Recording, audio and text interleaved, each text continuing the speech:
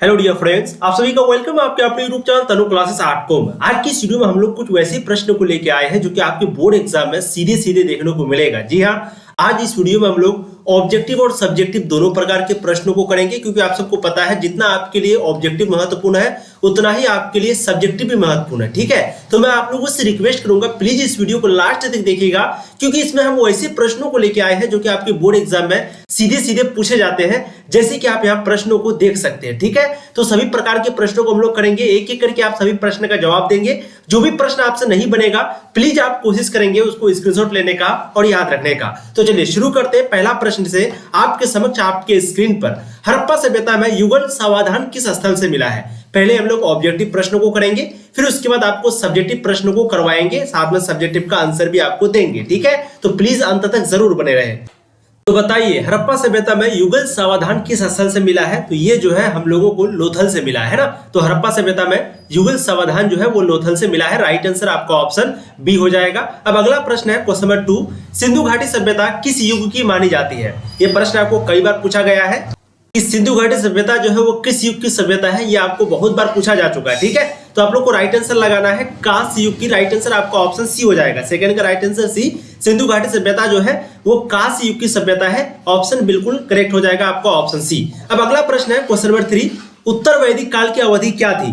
तो फटाफट आप लोग जवाब देंगे कि उत्तर वैदिक काल की अवधि क्या थी। इसका भी आपका करेक्ट आंसर हो जाएगा, वो है 1000 से 600 ईस्वी पूर्व। ठीक है, तो राइट आंसर हो जाएगा आपका ऑप्शन सी। अब देखिए अगला प्रश्न आपके समक्ष जो कि काफी इंपॉर्टेंट है, सिंधु घाटी सभ्यता की विशिष्ट वस्तु क्या थी? है ना, सिंधु घाटी सभ्यता की एक विशिष्ट वस्तु थी जो क्या थी? मिट्टी की मूर्तियां, या फिर मनके के सामान, या फिर मोहर हो गया, या फिर धातु का सामान। तो वहां पर एक ऐसा वस्तु था जो कि एक विशिष्ट था, विशिष्ट वस्तु था। तो वो था जो है वो है बिल्कुल राइट आंसर आपका मोहर है ना। हमने आपको बताया भी है कि मोहर जो है वो काफी इंपॉर्टेंट था, इसी से हम लोगों को हड़प्पा सभ्यता के बारे में पता चला था। और जैसे आज के दिन हम लोग पासपोर्ट का यूज करते हैं एक देश से दूसरे देश में जाने के लिए, तो पहले के जमाने में यानी कि उस वक्त में मोहर का प्रयोग करके एक देश से दूसरे देश में जाते थे, और इस मोहर से ही बताता था लोग कि हम जो है इस सभ्यता से हैं, हम वहां से हैं। ठीक है, तो काफी मोहर जो है वो काफी इंपॉर्टेंट और विशिष्ट वस्तु था। तो राइट आंसर आपका यहाँ पर डी हो जाएगा। अब देखिए अगला प्रश्न क्वेश्चन 5, वैदिक सभ्यता के संस्थापक कौन थे? तो आप सबको पता ही है कि वैदिक सभ्यता के जो संस्थापक है वो थे आर्य, क्योंकि आप सबको पता होगा पहले हड़प्पा सभ्यता था, और हड़प्पा सभ्यता को जो खत्म करने वाला था यानी कि जो उस पर हमला किया था वो था आर्य, है ना। और आर्य लोग उस सभ्यता को खत्म करने के बाद फिर से इन्होंने जो है वैदिक सभ्यता को बनाया था। ठीक है, तो वैदिक सभ्यता के संस्थापक जो है वो आर्य थे। राइट आंसर आपका ऑप्शन सी हो जाएगा। अब अगला प्रश्न है आपके समक्ष, भारत का नेपोलियन किसे कहा जाता है? कई बार आपको बता चुके हैं, समुद्रगुप्त को भारत का नेपोलियन कहा जाता है। राइट आंसर आपका ऑप्शन बी हो जाएगा। अगला प्रश्न है क्वेश्चन नंबर 7, अशोक का अभिलेख सर्वप्रथम किसने पढ़ा है? तो अशोक का अभिलेख जो है सबसे पहले प्रिंसेप ने पढ़ा है ना। राइट आंसर आपका ऑप्शन सी हो जाएगा। ध्यान रखिएगा, अशोक का अभिलेख जो है सबसे पहले प्रिंसेप ने पढ़ा है। ये सभी प्रश्न आपके लिए काफी महत्वपूर्ण है, इसलिए गांठ बांध लीजिए, याद रखिए, हर हाल में आपको याद रखना है, क्योंकि मात्र 1 से 1.5 महीना आपके पास बचा हुआ है। ठीक है, चलिए अब देखिए गुप्त वंश का संस्थापक कौन था? तो अभी हमने वैदिक सभ्यता का संस्थापक के बारे में आपको पूछा, तो उसका जवाब होगा आर्य। अब यहाँ पर पूछा जा रहा है कि गुप्त वंश का जो संस्थापक है वो कौन था? तो गुप्त वंश का जो संस्थापक था वो था श्रीगुप्त। ध्यान रखिएगा, ठीक है, गुप्त वंश का संस्थापक था श्रीगुप्त। राइट आंसर क्या हो जाएगा? ऑप्शन डी 8 नंबर का। अब देखिए अगला प्रश्न क्वेश्चन 9, हर्षवर्धन कहाँ का शासक था? तो आप सबको पता ही होगा हर्षवर्धन जो है वो कनौज का शासक था। ऑप्शन आपका बी बिल्कुल सही हो जाएगा क्वेश्चन 9 का। अब देखिए अगला प्रश्न क्वेश्चन नंबर 10, अरबों की सिंध विजय कब हुई थी? अरबों की सिंध विजय जो है वो कब हुई थी? 10 का बिल्कुल राइट आंसर हो जाएगा, वो है आपका 712 ईस्वी में। ध्यान रखिएगा, अरबों की सिंध विजय जो है वो 712 ईस्वी में हुई थी। राइट आंसर ऑप्शन डी हो जाएगा। अगला प्रश्न है क्वेश्चन नंबर 11, सांची का स्तूप जो है वो कहाँ स्थित है? फटाफट इसका आंसर दीजिएगा, काफी इंपॉर्टेंट, काफी महत्वपूर्ण प्रश्न है, और बिल्कुल आप लोग सभी प्रश्न का सही जवाब दे रहे हैं। इसका भी आपको राइट आंसर जवाब देना है कि सांची का स्तूप जो है वो कहाँ स्थित है। तो बिल्कुल इसका जो करेक्ट आंसर है वो आपका हो जाएगा मध्य प्रदेश में। ध्यान रखिएगा, ठीक है, सांची का जो स्तूप है वो मध्य प्रदेश में है। राइट आंसर आपका यहाँ पर ऑप्शन सी हो जाएगा 11 नंबर का। जो भी अगर गलत लगा रहे हैं तो प्लीज आप लोग स्क्रीनशॉट लेते हुए चलेंगे। अब अगला प्रश्न है क्वेश्चन नंबर 12, नगरीय सभ्यता के नाम से जाना जाता है। बताइएगा हम लोग नगरीय सभ्यता या फिर शहरीय सभ्यता किसे कहते हैं? तो ऑब्वियसली आप लोग भी जानते हैं, हम लोग भी जानते हैं कि हड़प्पा सभ्यता को जो है शहरीय सभ्यता बोला जाता है, यानी कि नगरीय सभ्यता बोला जाता है। और वहीं पे हम लोग वैदिक सभ्यता को ग्रामीण सभ्यता बोलते हैं ना। राइट आंसर आपका ए हो जाएगा। जो कि अग्रामी सभ्यता, और हड़प्पा सभ्यता यानी कि बी आपका हो जाएगा नगरीय सभ्यता या फिर शहरीय सभ्यता। ठीक है, तो यहां पर क्या हो जाएगा सही आंसर ऑप्शन बी। अब अगला प्रश्न है क्वेश्चन नंबर 13, प्रारंभिक वैदिक काल की जो अवधि है वो क्या थी? तो 13 का यहाँ पर बिल्कुल सही जवाब आपका हो जाएगा इनमें से 1500 से लेकर के 1000 ईसा पूर्व। ध्यान रखिएगा, प्रारंभिक वैदिक काल की जो अवधि है वो 1500 से 1000 ईसा पूर्व थी, यानी कि राइट आंसर यहाँ पर आपका ऑप्शन डी हो जाएगा क्वेश्चन नंबर 13 का। ठीक है, ध्यान से बने हुए रहिए वीडियो पे, क्योंकि हम लोग सब्जेक्टिव प्रश्नों को भी करेंगे जो कि आपके लिए काफी महत्वपूर्ण है। क्योंकि यहाँ देखिए, अस्थायी बंदोबस्त से कंपनी को क्या लाभ हुआ, ये प्रश्न आपको पूछा जा चुका है। सूफीवाद में सिलसिला का क्या मतलब होता है, ये भी प्रश्न आपको पूछा गया है। 1857 ईस्वी विद्रोह में कुंवर सिंह की क्या भूमिका थी, ये भी प्रश्न आपको पूछा गया है। तो इस प्रकार के प्रश्नों को जो है आज की वीडियो में हम लोग करने वाले हैं, तो प्लीज आप लोग वीडियो को ना छोड़ें, लास्ट तक बने रहे। ठीक है, अब अगला प्रश्न, अकबर ने किस साल में दीन इलाही धर्म चलाया था? आप सबको तो यही पता ही है कि दीन इलाही जो है वो अकबर के द्वारा चलाया गया था। अब आप लोग यहाँ पर जवाब देंगे कि ये किस साल चलाया गया था, है ना। 14 का बिल्कुल यहाँ पर राइट आंसर हो जाएगा, वो है 1581 ईसा पूर्व में, 1581 ईस्वी में, यानी कि डी आपका बिल्कुल सही हो जाएगा क्वेश्चन नंबर 14 का। बहुत बढ़िया। अब अगला प्रश्न, दारा एवं शाहजहां के पास आगरा में जो है कौन रहती थी, है ना। बहुत बढ़िया, बिल्कुल 15 का राइट आंसर आपका हो जाएगा जहां आरा। ध्यान रखिएगा, दारा एवं शाहजहां के पास आगरा में जो है जहां आरा रहती थी, यानी कि राइट आंसर आपका ऑप्शन हो जाएगा ए। ठीक है, अब अगला प्रश्न है, बाबर चंगेज खां का कौन सा वंशज था? बताइएगा, बाबर जो है वो चंगेज खां का किस प्रकार का रिश्ता लगता था, यानी कि कौन सा वंशज था? अच्छा, ये तो आप सबको पता ही है कि चंगेज खां का जो रिश्तेदार है बाबर जो है वो माँ के तरफ से लगता था। जैसे आप सबको पता है चंगेज खां जो है वो मंगोल से संबंधित है, यानी कि इनको मंगोल भी कहा जाता था। और बाबर जो है वो अपने, यानी कि मुगल जो शब्द है वो अपने लिए बाबर खुद नहीं चुना था, उनको मुगल बुलाया गया था। और मुगल क्यों बुलाया गया था? क्योंकि ये अपने माँ के तरफ से जो है चंगेज खां की तरफ से आता था। पिता के तरफ से वो तैमूरी वंशज से था जो कि तुर्की का था, लेकिन माँ के तरफ से वो चंगेज खां यानी कि मंगोल की तरफ से आता था। और इन लोगों का जो नाम है वो मंगल की तरफ से ही पड़ा मुगल। ठीक है, और बाबर वो मुगल नाम नहीं लेना चाहता था। इसके पीछे कारण ये है क्योंकि मंगोल जो है वो बहुत ही क्रूर शासक था, इसलिए बाबर उस नाम को नहीं चाहता था। ठीक है, अब यहाँ पर आपको बताना है कि बाबर जो है वो चंगेज खां का कौन सा वंशज था। 16 का बिल्कुल राइट आंसर आपका हो जाएगा 14वां वंशज, ऑप्शन डी आपका बिल्कुल सही हो जाएगा क्वेश्चन नंबर 16 का। बहुत बढ़िया। अब देखिए अगला प्रश्न, क्वेश्चन नंबर जाएंगे 17, फटाफट आप लोग जवाब दीजिएगा, समय हम लोगों के पास बहुत कम है, जितना जल्दी हो सके उतना तैयारी करते हैं। ठीक है, गुलबदन बेगम कौन थी बताइएगा? गुलबदन बेगम, बहुत बढ़िया, बिल्कुल इसका राइट आंसर आपको हो जाएगा लेखिका। ध्यान रखिएगा, ऑप्शन सी सही हो जाएगा। जो भी अभी तक ऐप को इंस्टॉल नहीं किए प्ले स्टोर से, आप जाइए प्ले स्टोर पर, वहां पर तनु क्लासेस सर्च कीजिए और वहां से ऐप को इंस्टॉल करने के बाद कोई भी कोर्स में आप पीडीएफ के लिए ज्वाइन हो जाइए, आपको सारा पीडीएफ वहां पर मिल जाएगा। ठीक है, बहुत बढ़िया। अब अगला प्रश्न है क्वेश्चन नंबर 18, हुमायूं का भाई कौन था? आप सबको पता ही है, कामरान हो गया, अस्करी हो गया, हिंदाल हो गया, ये सभी जो है वो हुमायूं का भाई था, यानी कि राइट आंसर आपका हो जाएगा ऑप्शन डी। हुमायूं का भाई कामरान भी था, अस्करी भी था, हिंदाल भी था। अच्छा, पानीपत की प्रथम लड़ाई कब हुई थी? ये आंसर आपको बिल्कुल सही देना है क्योंकि कई बार पूछा गया है। ठीक है, पानीपत की जो प्रथम लड़ाई है वो बाबर के बीच और इब्राहिम लोदी के बीच हुई थी, ये सब आपको पता ही है। और इसी के बाद जो है मुगल सल्तनत की स्थापना हुई थी। तो बताइए मुगल सल्तनत की स्थापना कब हुई थी? बिल्कुल 1526 में। और पानीपत की जो प्रथम युद्ध है वो भी 1526 ईस्वी में हुई थी, यानी कि 19 का राइट आंसर जो है वो आपका यहाँ पर हो जाएगा ए। जी हाँ, पानीपत की प्रथम लड़ाई जो है वो 1526 में हुई थी, जो कि इब्राहिम लोदी और बाबर के बीच हुई थी, जिसमें इब्राहिम लोदी की हार हुई थी और इसी से लोदी वंश जो है वो खत्म हो गई और इसी से मुगल सल्तनत की जो है स्थापना हुई थी। ठीक है, और दूसरी लड़ाई जो है वो हुई थी 1556 में, ये भी याद रखिएगा, दारा सिकोह और इसके बीच अकबर के बीच। ठीक है, अब अगला प्रश्न क्वेश्चन नंबर 20, कृष्णदेव राय का जो शासनकाल है वो क्या है? आप सबको बताना है क्योंकि कृष्णदेव राय जो है वो बहुत ही अच्छे शासक थे, है ना। विजयनगर साम्राज्य के सबसे अच्छे शासक कौन थे? कृष्णदेव राय। तो इसका शासनकाल क्या है, यानी कि ये कब से कब तक शासन किए थे?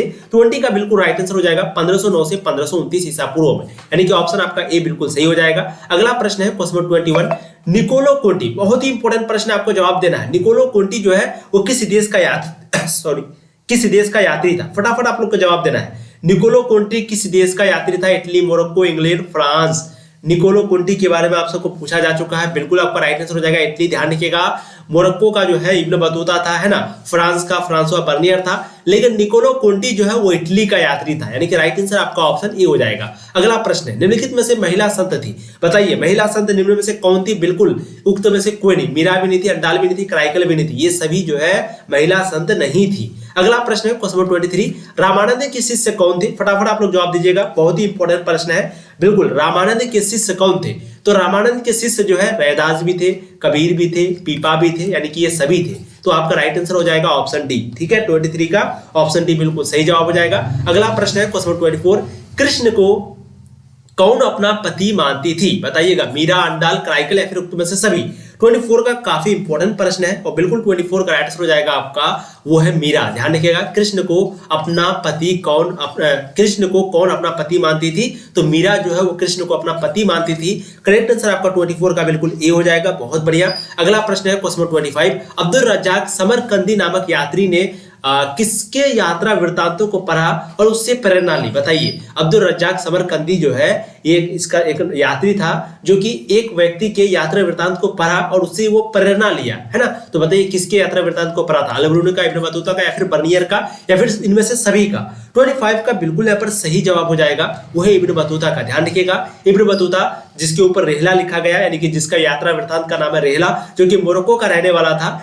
अब्दुल रज्जाक समरकंदी जो है वो इसी की किताब को पढ़ करके प्रेरणा लिया था। ठीक है, अगला प्रश्न, किताबुल हिंद जो है वो कुल कितने अध्याय में विभक्त है? अच्छा, किताबुल हिंद जो है वो किसका किताब है? अल-बरूनी का। ठीक है, अब बताइए ये जो है कितने अध्यायों में, कितने चैप्टर में इसको बांटा गया है? 26 का बिल्कुल सही जवाब हो जाएगा, वो है 80। ऑप्शन आपका ए बिल्कुल सही जवाब हो जाएंगे। ठीक है, बहुत बढ़िया, बहुत गजब। आप लोग को जवाब लास्ट में देना है कि आपने टोटल कितना प्रश्न जो है सही किया है। ठीक है, अगला प्रश्न, महलवाड़ी व्यवस्था में राजस्व वसूलने का इकाई क्या था?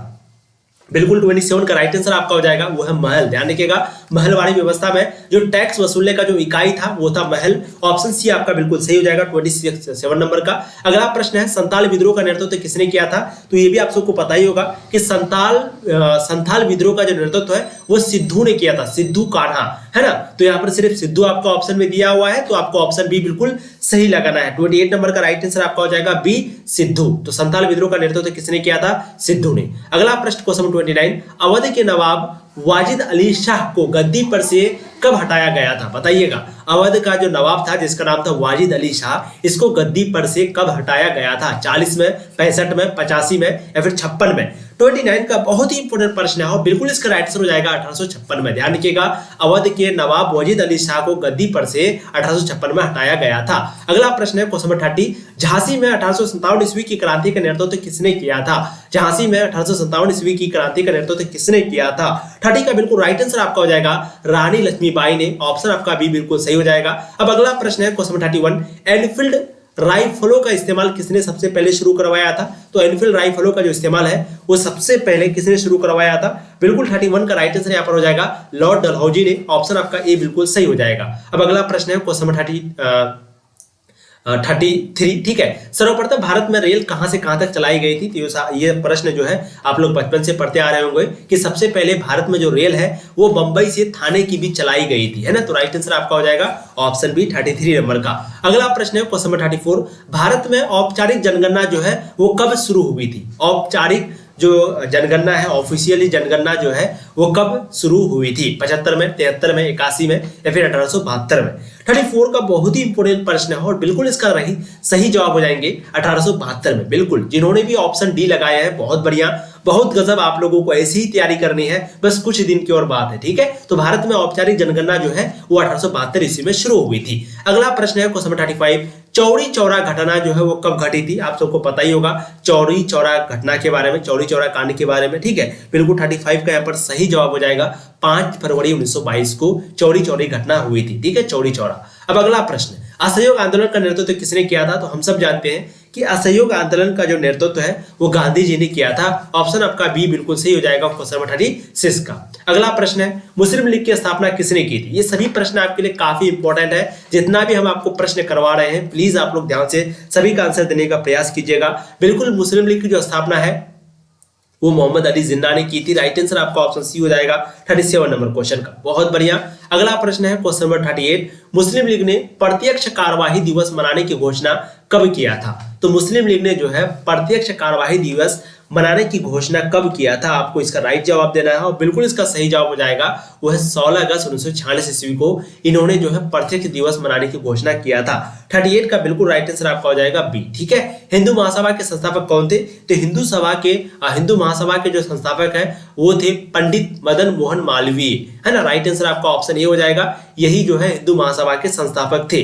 अगला प्रश्न है क्वेश्चन 40, ब्रिटेन में लेबर पार्टी की सरकार द्वितीय विश्व युद्ध के बाद कब बनी थी? तो ब्रिटेन में लेबर पार्टी की जो सरकार है वो द्वितीय विश्व युद्ध के बाद कब बनी थी? तो ये द्वितीय विश्व युद्ध के बाद 26 जुलाई 1945 ईस्वी को बनी थी। ठीक है, चलिए तो हम लोगों ने टोटल 40 प्रश्नों को किया।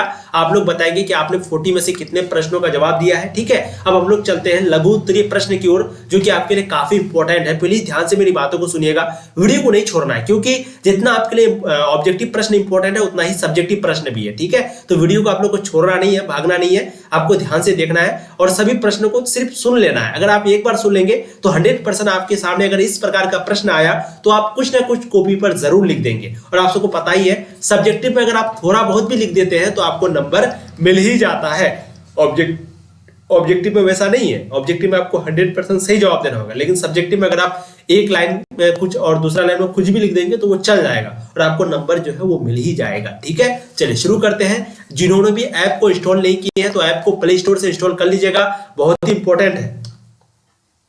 वहां पर आपको जो है ये सारा पीडीएफ जितना भी हम आपको पढ़ा रहे हैं ये भी साथ में chapter by chapter objective, subjective, notes, quiz वगैरह सारा चीज आपको ऐप पर मिलेगा, मिल भी रहा है। तो प्लीज आप लोग ऐप को प्ले स्टोर से इंस्टॉल कर लीजिएगा। ऐप का नाम है तनु क्लासेस और वहां पर या तो आप 299 वाला कोर्स को ज्वाइन कर लीजिएगा सारा पीडीएफ के लिए, या फिर 149 वाला एक सब्जेक्ट के लिए, आपको जो भी मन करे आप जरूर वहां से ज्वाइन जरूर कीजिएगा, आपके लिए काफी महत्वपूर्ण है। वहां पर आपको क्वेश्चन बैंक पिछले 10 साल के पूछा हुआ प्रश्न सारा चीज आपको वहां पर ऐप में मिलेगा। ठीक है, और वेबसाइट पे भी आपको तनु क्लासेस सर्च करना है गूगल पे, वहां से भी आप जो है ऑब्जेक्टिव वगैरह को पढ़ सकते हैं, लेकिन वहां से पीडीएफ आपको नहीं मिलेगा। चलिए अब देखिए लघु उत्तरीय प्रश्न में जो सारा इंपॉर्टेंट है वो हम आपको करवाएंगे। सबसे पहला प्रश्न है, हड़प्पा सभ्यता में मनके जो है वो किन किन पदार्थों से बनाए जाते थे?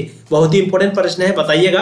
हड़प्पा सभ्यता में मनके जो है वो किन किन पदार्थों से बनाए जाते थे? तो देखिए हड़प्पा सभ्यता में जो मनके है वो किन किन पदार्थों से बनाए जाते थे, वही उसी का प्रश्न जो है हम आपको इस वीडियो में देंगे। ठीक है, देखिए आप आंसर। हड़प्पा सभ्यता में मनके जो है वो अनेक पदार्थों से बनाए जाते थे। ठीक है, उन पदार्थों में सबसे पहला है अर्ध बहुमूल्य पत्थर, दूसरा है सेलखरी, है ना, तीसरा है फयांस, चौथा है मिट्टी, पांचवा है तांबा, छठा है कांसा, सातवां है सोना, आठवां है शंख। इन सभी चीजों से जो है और भी बहुत सारा चीज था, लेकिन ये सभी क्या है प्रमुख है और इन्हीं से जो है हड़प्पा सभ्यता में मनके को बनाया जाता था, यानी कि एक प्रकार का ये बर्तन होता था। ठीक है, ये विभिन्न आकार के होते थे, जैसे कि ये चक्राकार भी होते थे, बेलनाकार का भी होता था, गोलाकार भी होता था, ढोलाकार भी होता था, यानी कि जो ढोल के जैसा होता है ना, और बेलनाकार यानी कि जिससे हम लोग रोटी बनाते हैं उस प्रकार का भी ये जो है होता था।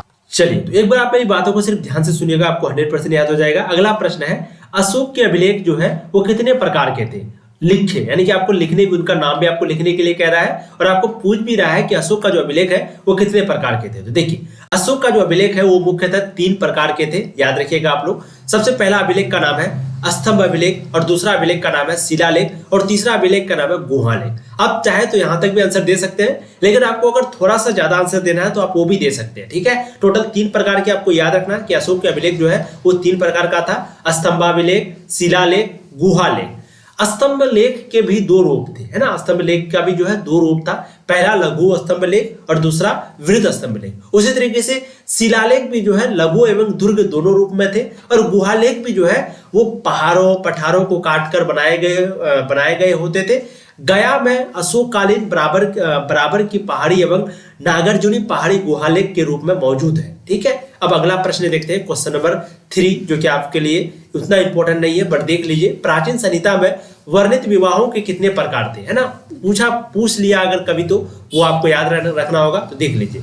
प्राचीन में आपको पूछा गया कि प्राचीन संहिता में वर्णित विवाहों के कितने प्रकार थे? प्राचीन संहिता में वर्णित विवाहों के टोटल कितने प्रकार थे? तो आपको यहाँ पर देना है जवाब कि धर्मसूत्रों एवं धर्मशास्त्रों, जैसे कि वेदायन हो गया, धर्मसूत्र हो गया, मनुस्मृति हो गया, यहाँ पर जो है विवाह के 8 प्रकार बताए गए हैं। आप सबको पता ही है विवाह के मनुस्मृति किसके द्वारा लिखा गया है? मनु के द्वारा, और इसमें विवाह के टोटल 8 प्रकार बताए गए हैं। सबसे पहला है ब्रह्म विवाह, दूसरा है दैव विवाह, तीसरा है आर्ष विवाह, चौथा है पराजापत्य विवाह, पांचवा है असुर विवाह, छठा है गंधर्व विवाह, सातवां है राक्षस विवाह और आठवां है पेशाच विवाह। इनमें से जो 4 विवाह है वो अच्छा है, 4 विवाह जो है वो बेकार है। ठीक है, इन विवाहों में 1 से 4 तक मान्य विवाह है और 5 से 8 तक अमान्य विवाह है। जो मैंने आपको कहा 4 अच्छा है और 4 खराब है। तो मनुस्मृति